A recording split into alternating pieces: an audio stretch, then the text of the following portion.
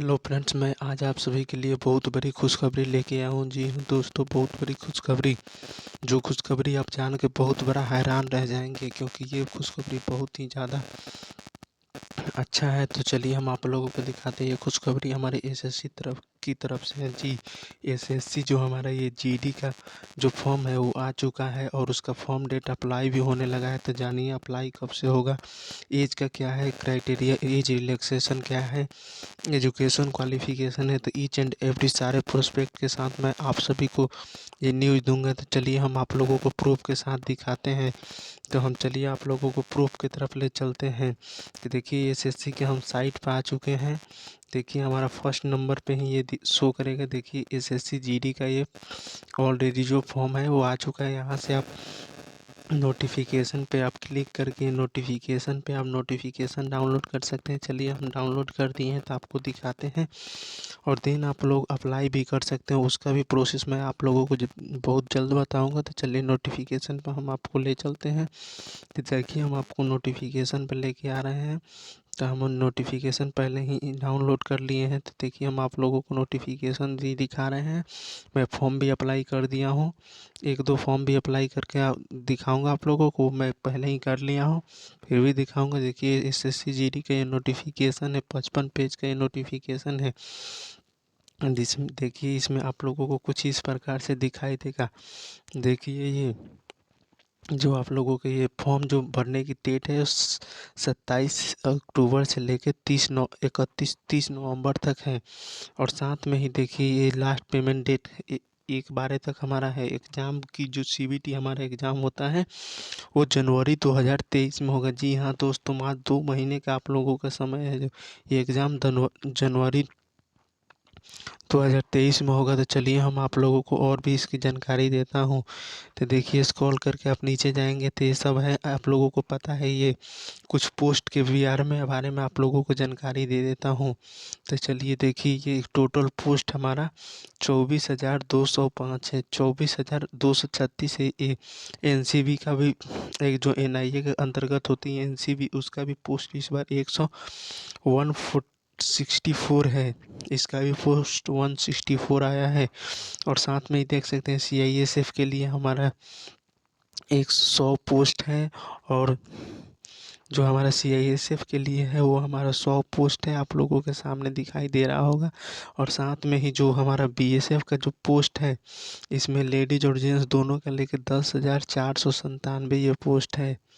आप लोगों को देखने को मिल जाएगा। इस प्रकार से आप डाटा डाउनलोड करके देख सकते हैं। सारे पोस्ट इस बार अवेलेबल हैं, बस सीआईएसएफ में भर्ती कम है।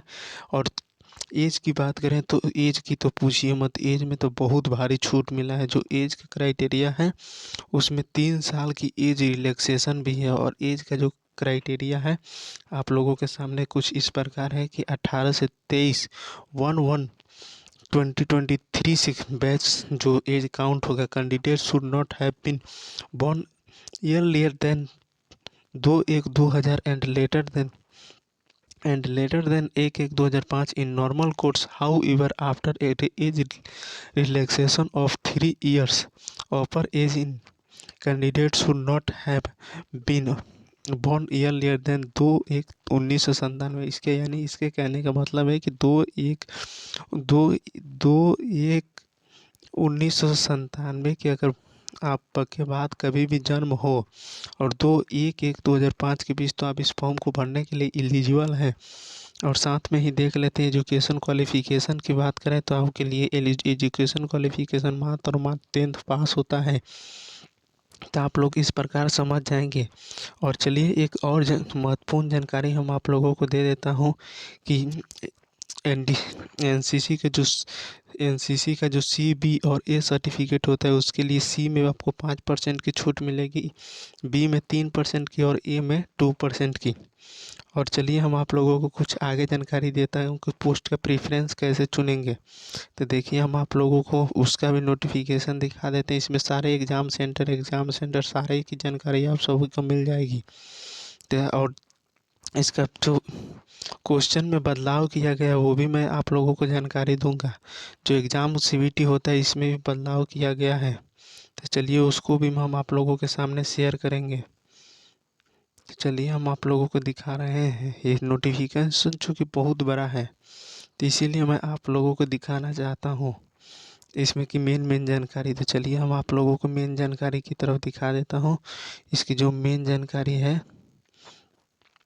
तो इसमें आप लोगों को देख लीजिएगा, जो हमारे आप लोगों के सामने जो इंटरफेस ये दिख रहा है, ये पोस्ट प्रेफरेंस। अगर बीएसएफ पहले आपको चुनना है तो ए डालेंगे, फिर आपको सीआईएसएफ या कोई भी चुनना हो तो उसके बी, ऐसे क्रम में ये ए से लेके जी तक है सारे पोस्ट को। तो ऐसे पोस्ट वाइज आप उसमें असेंडिंग या डिसेंडिंग ऑर्डर में सजा सकते हैं, जिस प्रकार आपको सही लगे।